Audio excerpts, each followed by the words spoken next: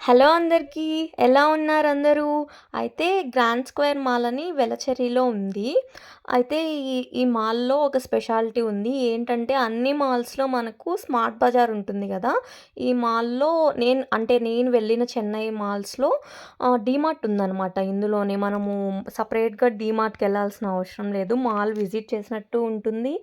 అలాగే డీమార్ట్‌కి వెళ్ళినట్టు ఉంటుంది. ఎవరికైనా తెలియకపోతే కొంచెం హెల్ప్‌ఫుల్‌గా ఉంటుంది కదా అన్నట్టు చేశాను. సరదాగా ఈ వీడియో జస్ట్ ఫర్ ఫన్.